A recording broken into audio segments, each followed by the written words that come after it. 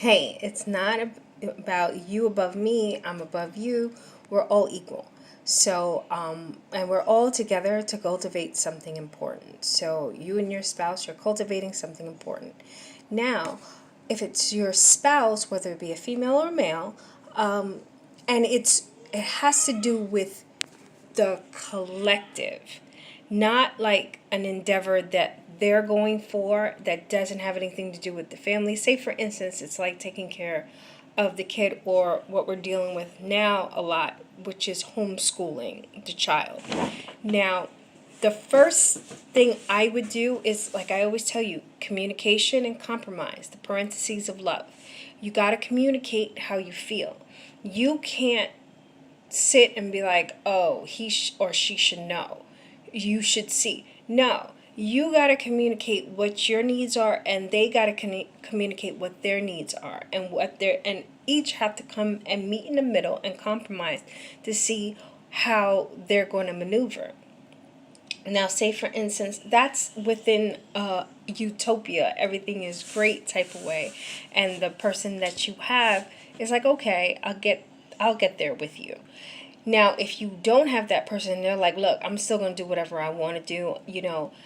You can't, there's the leverage.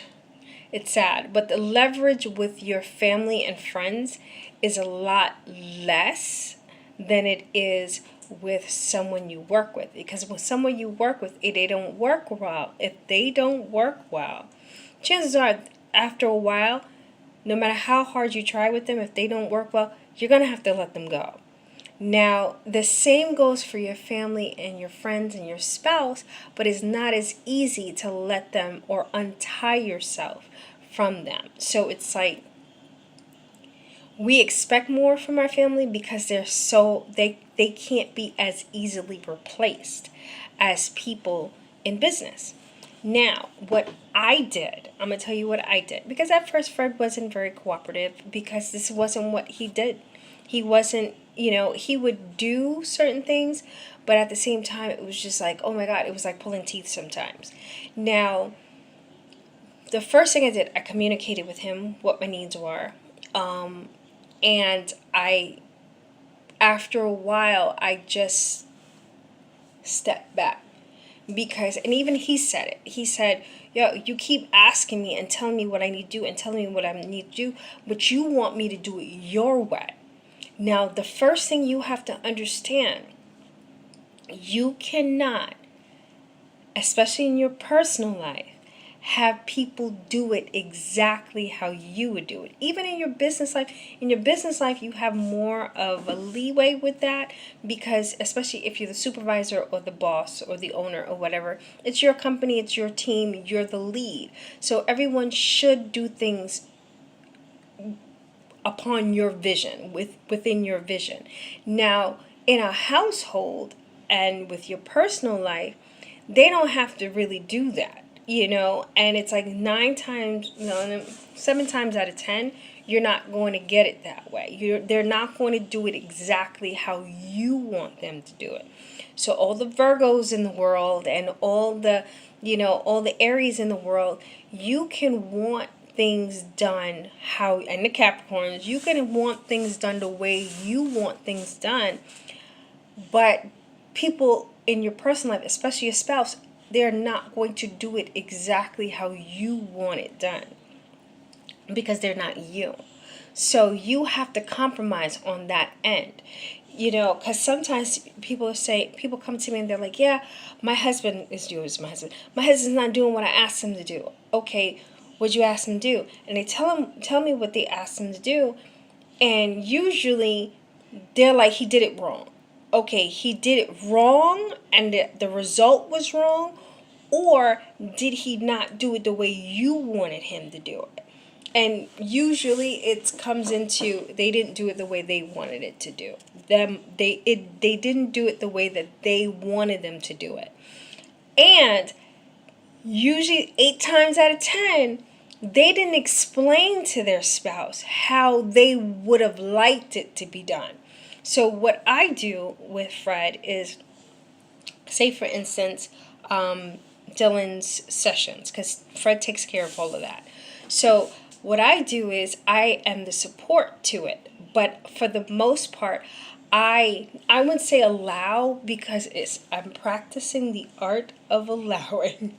It's kind of like I allow you just to do it the way however you feel comfortable, as long as you get positive results. Now, if you're getting negative results, the baby's all over the place, he's screaming and crying, then I step in and I show you how I would do it. And then we bring it back down.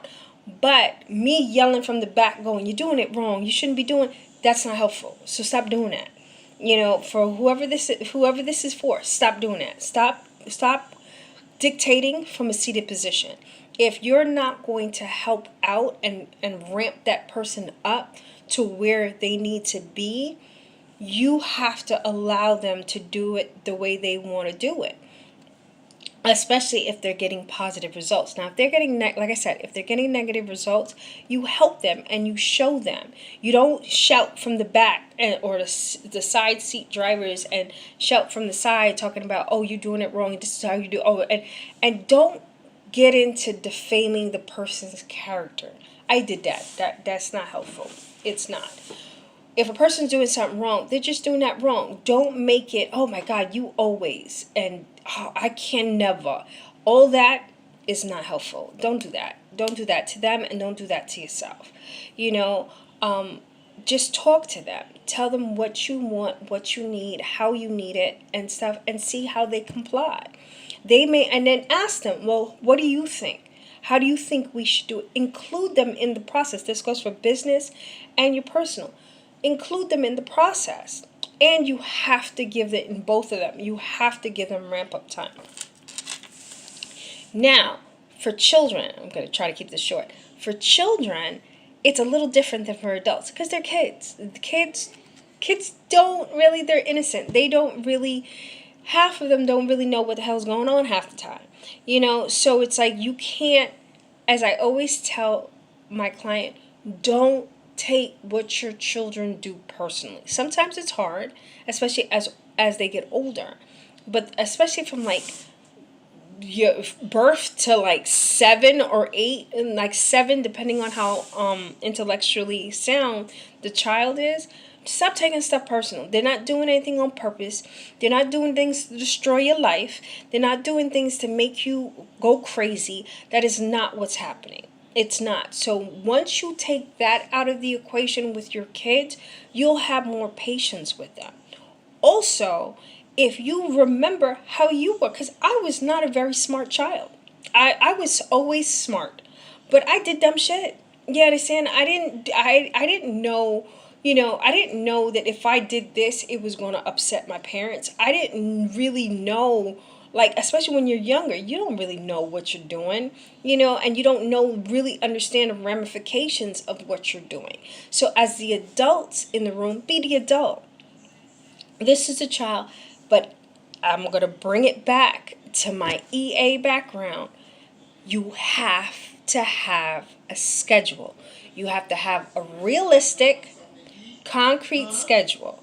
Okay? So that is how you deal with people who do not want to cooperate. And I think that was the question. I always get the question wrong. I believe that was the question. Let's